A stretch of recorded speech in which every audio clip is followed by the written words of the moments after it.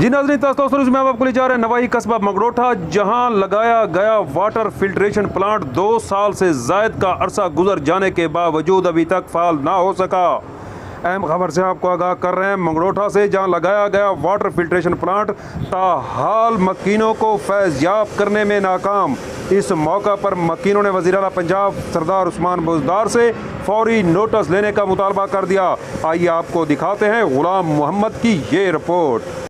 السلام علیکم ناظرین، اج تو نینے پہ مگروٹھا غربی دے شہر دے وچ جتھا وزیر اعلیٰ صاحب نے ایک بہت وڈا احسان لائے او کہڑا ہے اسا مننے ہیں مگروٹھا دی یونین دی بھی اسا جتنے بھی یعنی کہ پبلک میں بھی مگروٹھا غربی دا راون والا اسا بے حد مشکور ہیں وزیر اعلیٰ صاحب دے انہیں سا کو واٹر فلٹریشن پلانٹ دیتے، لیکن یا محکمہ جہرا بھی ہے ملی بھگاتے یا جی میں کافی عرصے کو میرے حساب تو 2 سال تھے پین اے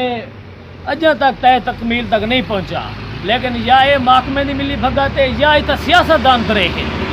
دو لفظ ضرور رکھوں، لیکن یہ جی شاہ کو منتخب کیتا گئے وہ کہڑی جائے یہ گستان نال ہے، آبادی بالکل کہیں نہیں شہر دی آبادی دے وچ لگیا میرے شہر دے مگروٹھا غربی دی عوام ہے پانی پیویا،